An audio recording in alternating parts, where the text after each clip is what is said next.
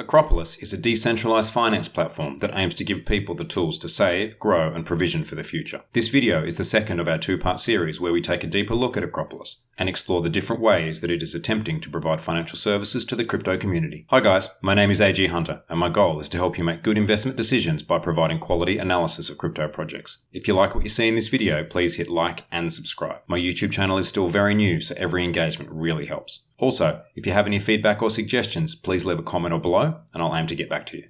Today, we are going to continue our review of the Acropolis project. I want to start by noting that I was in the middle of developing this video when the merger between Acropolis and Yearn Finance was announced. While I will touch on it here, I haven't had time to incorporate all of the changes into this video, and to be honest, there's not really enough information out there yet to get a good grasp on exactly what the merged structure is going to look like. What follows remains relevant, however, as the core structure of Acropolis will remain even after the merger is complete. What we'll cover today is an overview of Delphi, the third of the original Acropolis products, and we'll also take a look at the tokenomics of the project and conclude with the discussion of some of the opportunities and risks that Acropolis presents. Before we start, I need to make my standard disclaimer that I'm not a financial advisor. All investments are inherently risky, and you should do your own research before making any investment decisions. The latest product to be rolled out by Acropolis is Delphi, which is a saving and investment platform. It provides several key functions, including staking, the ability to invest in a variety of liquidity pools, and tools to allow you to dollar cost average into both Bitcoin and Ethereum. Starting with staking, Delphi allows you to stake both Acro, which is the native governance token of the Acropolis project, and ADEL, which is the native token of the Delphi product itself. Staking in Delphi works similarly to other projects, so I won't spend a lot of time discussing it. In a nutshell, it provides a way for holders of either token to earn rewards for the tokens they hold. I'll touch on this again briefly when we get to our discussion of the project's tokenomics.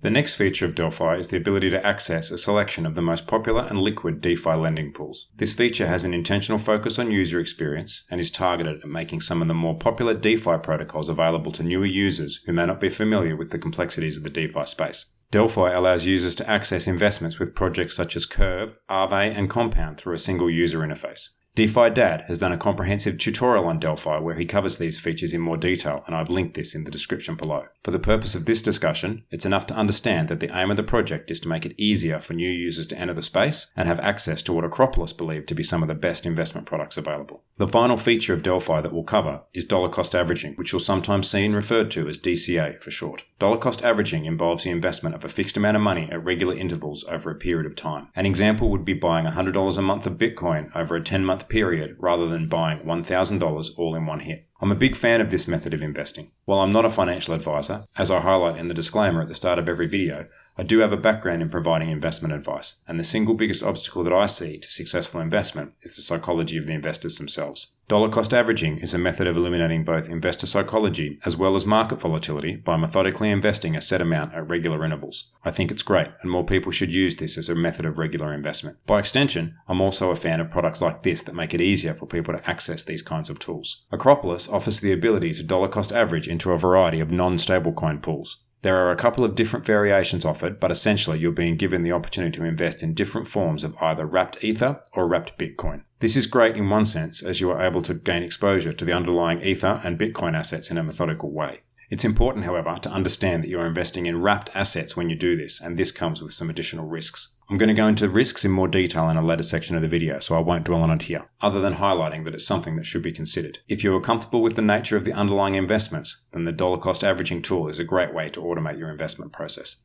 Having discussed each of Acropolis's individual products, I'm now going to spend a little bit of time talking about the tokenomics of the project. The tokenomics of this project are a little complicated, and it takes some time to get your head around them. The reason for this is that Acropolis is based on a system of DAOs. For those of you who haven't heard the term DAO before, it stands for Decentralized Autonomous Organization. A DAO is a governance structure that is very popular in the crypto community, as it allows community members to have a direct say in the governance of the project. In order to achieve this, each DAO needs to have its own native token, as it is by holding these tokens that the community members gain voting rights. As a result of the use of multiple DAOs, there are currently multiple separate tokens that are used in different parts of the project. The Acropolis project itself uses the Acro token, while both of the two projects offered by Acropolis each have their own native cryptocurrency. This is ADEL in the case of Delphi and ASPT in the case of Sparta. I'll only very briefly touch on ASPT. This is the native token of the Sparta product, and its use is limited to the issuing and guaranteeing of loans that are issued on that platform. As such, it's not a token that you're going to hold or trade as an investment. There is some additional information on the project website if you want to know more about ASPT. This brings us to Acro and ADEL. Both are governance tokens. Acro gives governance rights over the project as a whole, while ADEL gives rights that are specific to the Delphi product. Governance rights in this sense means the ability to have a say in the decisions that affect the project. What this means is that Acro holders have the ability to influence the direction of the project as a whole, including things like what type of products the team develops in the future and what fees are charged to people who wish to use the platform. It's anticipated that a portion of the fees generated by the protocol will be distributed to Acro holders as staking rewards. In the case of ADEL, you gain the right to influence decisions that affect the Delphi product more specifically, such as what savings and lending pools the product integrates into the future. Similarly to what we saw with Acro, it is expected that ADEL holders will also have an entitlement to any fees that are generated by the product. In the short term, the main benefit of the two tokens is that you can earn rewards for staking them. If I'm being honest, I don't really like the way the tokenomics of this project are structured. I understand why they have chosen to do it this way, but I think it's unnecessarily convoluted for a project that aims to simplify user experience. I also think the recent merger brings into doubt some of the claimed benefits of holding these tokens, which is a nice segue into a discussion of some of the opportunities and risks that I see with Acropolis. In terms of opportunities, I think that conceptually what Acropolis is doing represents the future of DeFi. As I've discussed in some previous videos, crypto at the moment is just too hard for the average user. We need to see real progress in the area of improved user experience before crypto can become more mainstream. As such, we need more projects like Acropolis if we want to move DeFi beyond being a niche offering. Whether Acropolis is part of the final solution or not, I don't know, but projects like this are doing what I see as really important work. Sparta is an interesting concept, but it's going to be deprecated as part of the merger with Yearn. I don't really know what this means in this context, but it would seem to imply some kind of lesser role into the future. Only time will tell what the post-merger structure means for Sparta. I do really like what the team are trying to do with Delphi. The concept of having a curated list of DeFi investment opportunities is very appealing, and the simplification of the investment process is a big deal in my eyes. On one level, I also like the recently announced merger. Acropolis and Yearn Finance seem like a pretty good fit. Yearn is also a reasonably high-profile project, and the introduction of Yearn's suite of products onto the Acropolis platform will bring Acropolis to the attention of a whole new audience of potential users. Acropolis is not without risks, however. I think this project is a good microcosm of the kinds of risks you encounter when you move around the DeFi ecosystem.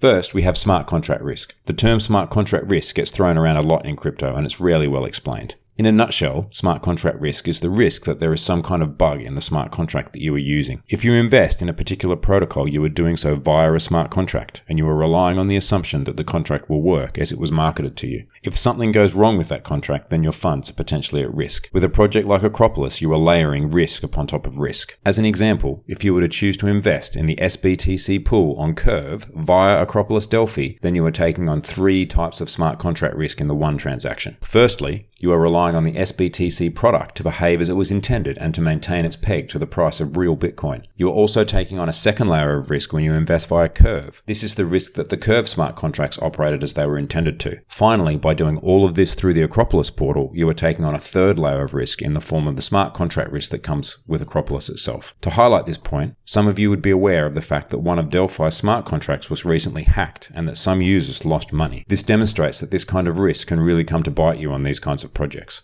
Now, none of the above risks are out of ordinary for a DeFi platform, and in one sense, they are simply the cost of playing in the DeFi space. But it does pay to know what you're doing if you want to start using some of these more complex kinds of products. The recent merger with Yearn Finance also introduces a different kind of risk to this project. The issue lies not so much with the merger itself, which, as I've said, I think seems like a pretty good fit with the broader philosophy of the project, but rather with the way it was achieved. Acropolis is a project that has hung its hat on the principles of decentralization. It is also holding out its tokens as having value because of the governance rights that they provide. To push through a change of this size without putting it to the community calls into question the team's commitment to a truly community-based governance structure, and also raises the question of what value the tokens provide if token holders aren't able to have a say in these kinds of decisions. I'll conclude by saying that I'm on the fence when it comes to this project. As I've discussed, I really like some of the things the team are trying to achieve. On the other hand, the project recently lost a significant amount of money through a hack in early November, and before this hack was even fully resolved, the team have announced a merger that proceeded with little to no input from the Acropolis community. You will need to make your own decision as to whether you think this project is right for you. So you've watched the video all the way to the end, which means you must have liked what you've seen. Please hit like and subscribe before you leave. Also, if you have any feedback, please don't hesitate to leave it in the comments below and I'll do my best to get back to you. Thanks for watching.